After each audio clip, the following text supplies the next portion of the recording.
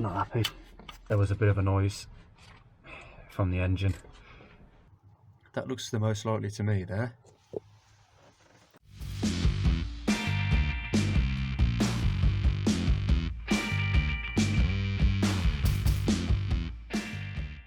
So here we go then folks, head gasket time on Sylvia the 940 turbo. So yeah, let's get to the garage and get started.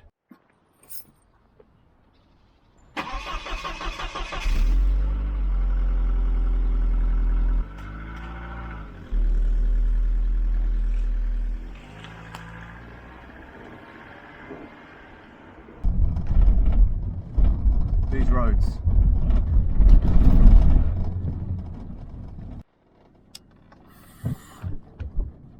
Fuel. 2.14 a litre for E10.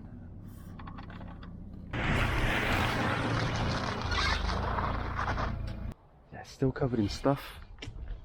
It's obviously not fast enough, is it? If you can't blow that off, it's not quick enough, is it? We're gonna have to do something about that. Just flip the seat up. It's always a nice find, isn't it? So the car cost €798 effectively. That's not the first time that's happened. Where to begin? Okay, first thing I want to do. Whilst there's still a bit of warmth in the engine, I'm going to spray all the studs and nuts on the exhaust manifold with some of this PB blaster type stuff and let that soak in whilst the engine's warm. Everything's expanded and it's probably going to get in there a bit easier. So I'm going to start by removing these hoses and the HT leads just to get better access to the exhaust manifold nuts so I can really clean them up and spray them down. So there's a bit of oil in there, so we'll have to check the turbo and check all these hoses just for excess oil, but yeah, hopefully the turbo's okay, but we'll get to that shortly. Yeah, this is the hose. Just looks rough, doesn't it? All these like chunks missing out of it. Take these off. Manifold studs, I'm going to get the wire brush on them. This isn't going to work, is it? I'll never get to the bottom ones. I'm going to try though.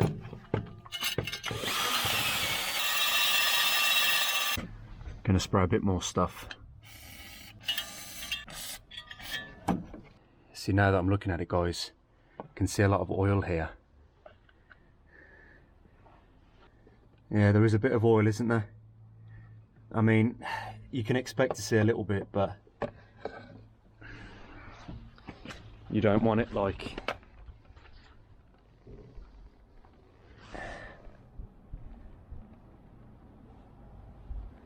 I mean, there is just a bit of oil in there.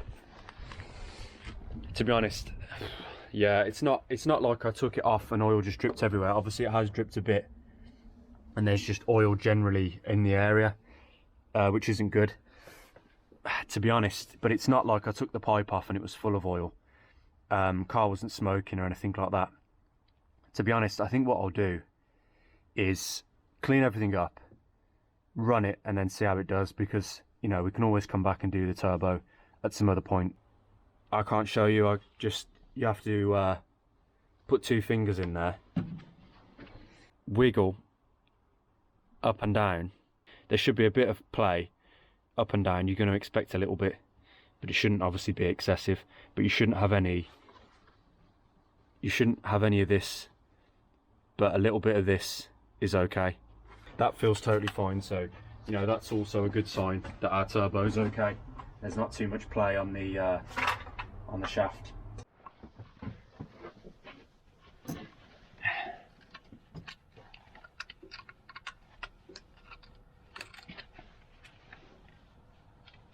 These are a bit of a pain. It's going to be time to go home by the time I got this cap off. And then there should be a connection that says the king lead on the bottom. That one was for that one, I think. We'll just keep it in order. Just disconnect the king lead, take this out of the way. So we've got this to come out of the way. That was loose already, I didn't that was connected. It's our breather hose that goes to our flame trap. Yeah, that's been like silicon together. It's been badly repaired. Because the turbos, they don't have a flame trap, but they have this Y-piece thing. And yeah, these little things can break off. So yeah, it's not ideal, is it? So I definitely need to sort that out as well. So yeah, now I'm going to hit the cover, 10 mils all the way around. Yeah, these aren't very tight either.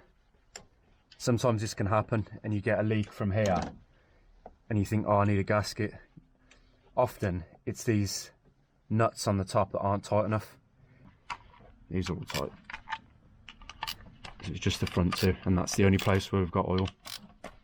Yeah, I never know whether to use music and time lapse or just talk nonsense for the time whilst I'm doing it.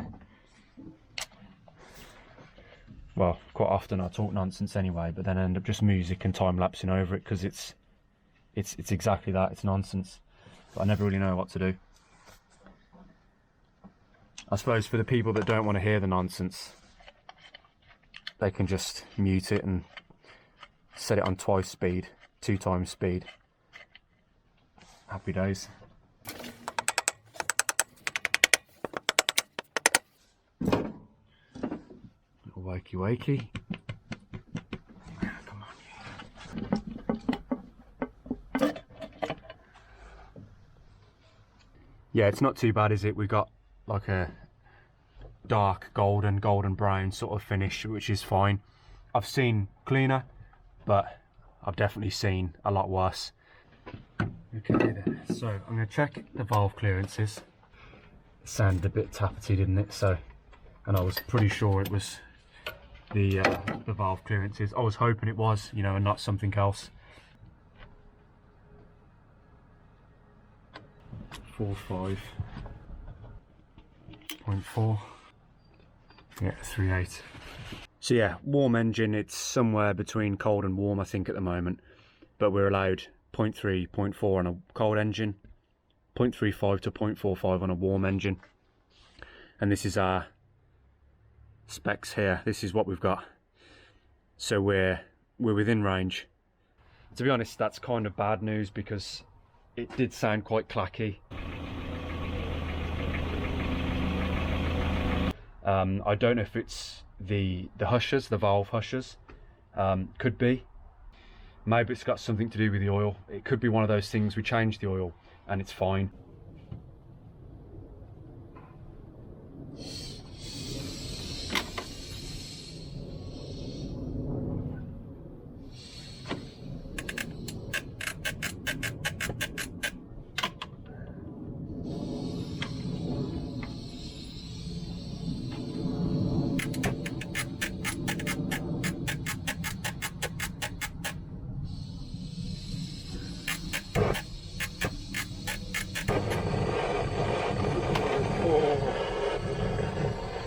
Now we're talking.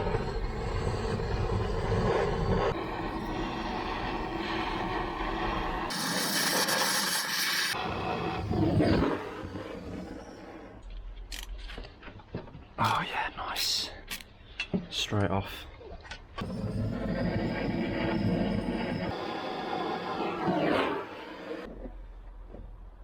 Okay, that one's a bit tight. So I'm just going to leave that alone for now. This one's coming. Yeah, any that don't want to come straight away, I'm just going to leave them and come back. I'm here wondering how on earth you get that one off. That one under there. I can't get a ratchet in there and I can't get a spanner on it. I know what I need. And I don't have it. A swan, is it a swan neck? Gooseneck? I don't know, whatever it's called. You know, the spanners that come out at the end and go in. That's what you need for that. But I have still got this $3.99 ratchet thing that I bought when we broke down. Yes, I did break down in a Volvo, but it was kind of my fault. Will that go on there? It's the bloody turbo's in the way. Oh yeah, it will. It should hopefully be enough to get it started anyway. I want to get this almost glowing, so at least then it stands a chance of coming off. She's not happy, this one. She's just not going to want to go. It might just snap.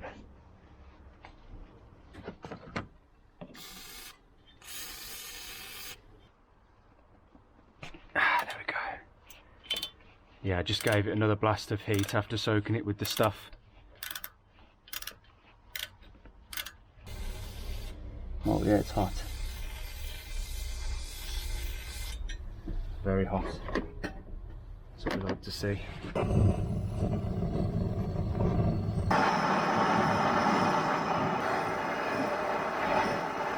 Come on, you. Last one. That's tight. It's always the last one, isn't it? That's not happy. Come on, you fucker.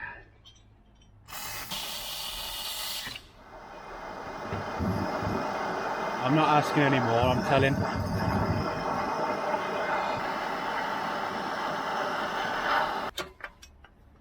It's actually on fire. Come on, just go. Yes. Yes. So now I'm going backwards and forwards to work it.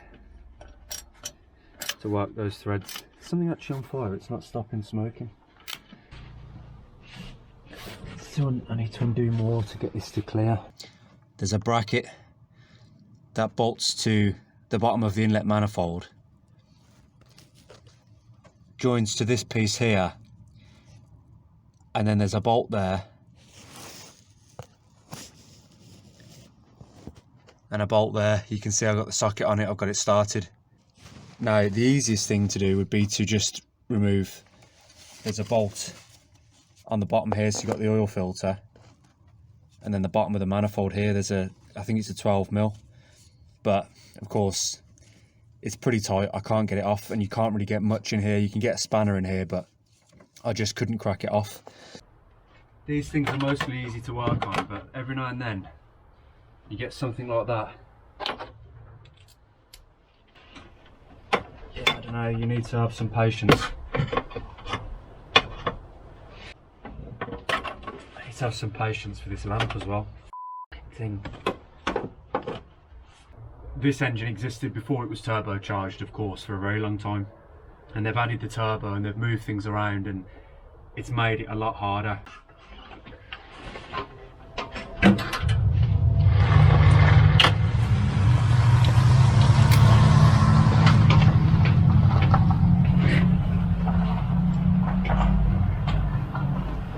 Weird sounding, that thing. It's an Audi, big Audi SUV thing. You know, electric thing, hybrid thing. It sounds like a spaceship. It does sound kind of cool, but I still prefer my Volvo.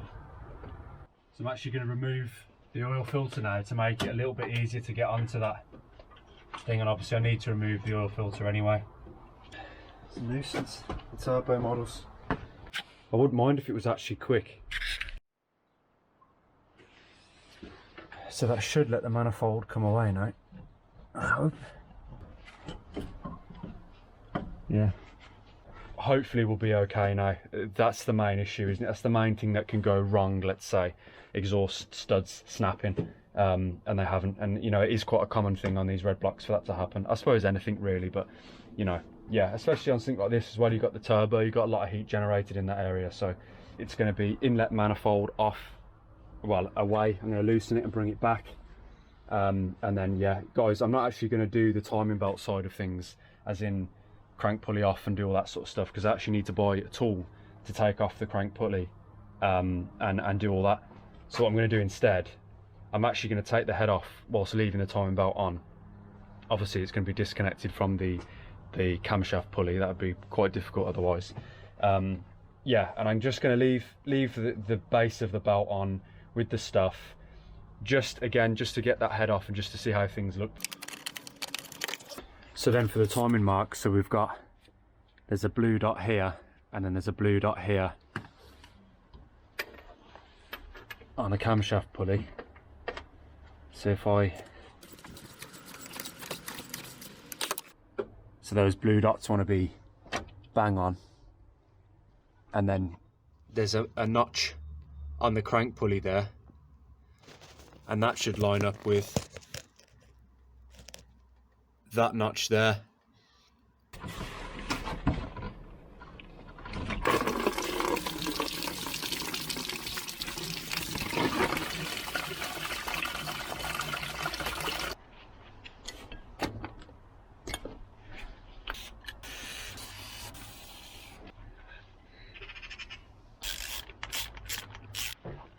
To be honest, most of these you can get with a long bar, a long extension.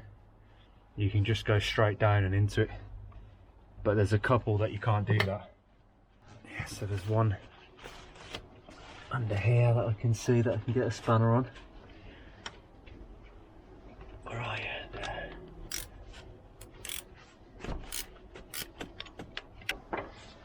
and I think there's one more, and it's in quite an awkward spot. Yeah, it's right underneath everything, but yeah, not too bad. We need to do all the vacuum lines. That's the manifold. Yeah, hopefully you can see those lines, how crusty they are. It's just ridiculous.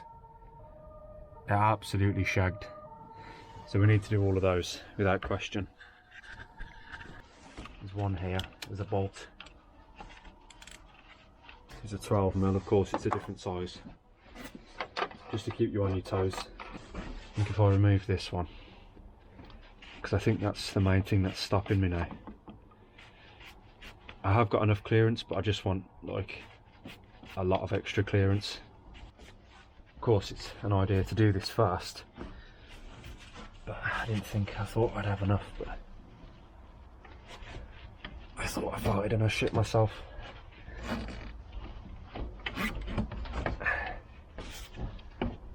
There, something like that, and then there, like that. I bought some bungee cords as well. That's good enough, I think. And that just lets us get to this head and gives us plenty of space to work so that the manifold's not in the way. So the next thing to do will be to remove this coolant line here. 2 temperature sensors there, one for the gauge, one for the computer.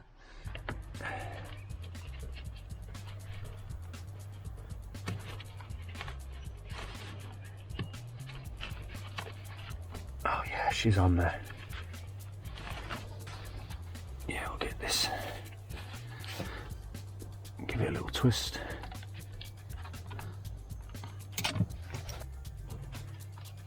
This pipe looks okay as well, which is nice. It's not too rusted or anything like that. Right, so now I'm actually going to get this cam belt disconnected. So I'm doing it the dumb way. There was already a bit of a crack, like a hole in the back of the timing cover. So I'll put a screwdriver through there just to wedge things so I can get this nut off this bolt.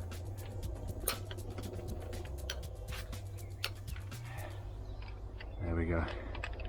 Now that will let me take off the head before I have to do anything with the bottom crank pulley, like bind the tool to hold it in place, getting the kit to get the nut off and all that. Okay, so I'm going to loosen off the tension.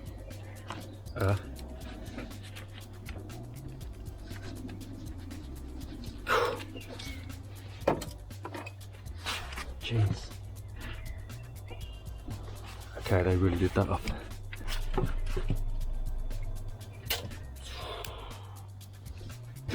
Oh, 9% battery remaining.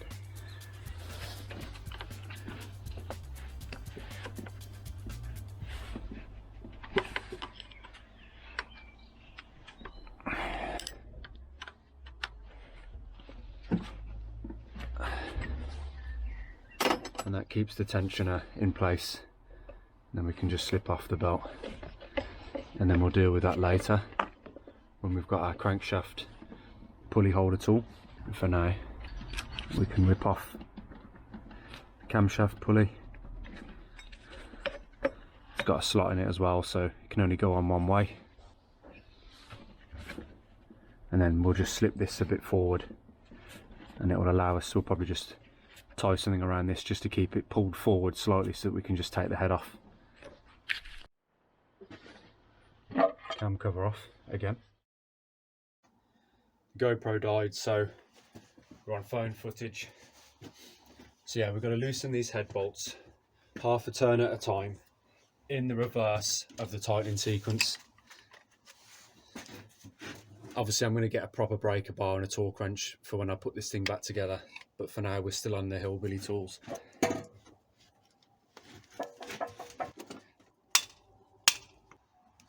Head bolts. The threads. How could you describe the smell? It's a bit like gear oil in the sense that it's that kind of like dark, burnt kind of smell, like old gear oil, but like it smells great if you ask me. It's making me hungry. It's making me feel like some beef jerky or something, and a cold beer. It's probably going to need a few taps. Oh no, straight off. I didn't expect that. Okay, the problem is I'm attached here, aren't I? How am I attached? Yeah, I'm going to remove the tensioner. These are heavy as well, these heads.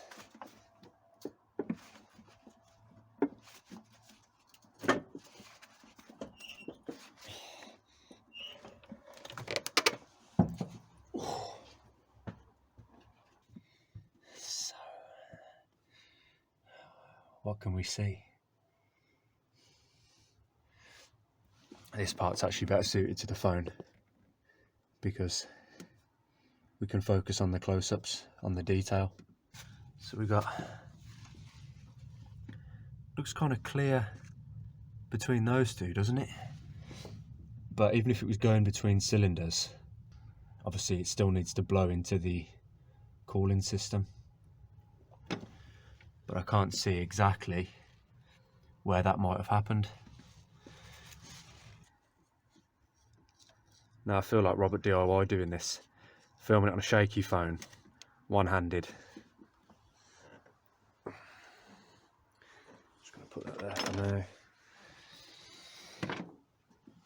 Okay, oh, the block looks good. Yeah, the block looks nice. See what can happen. I haven't got a picture of a bad block. I've got a picture of a bad head, and I'll show you that in a second. But what can happen is, I think it's here, this where this coolant passage goes, you've just got the head that sits flush over the top of it. So where you get this pressure of this water that rushes up through this passage here, it hits the head and it slowly erodes the head over time. Now, if you're using actual coolant, it's going to be a lot better and it may not corrode.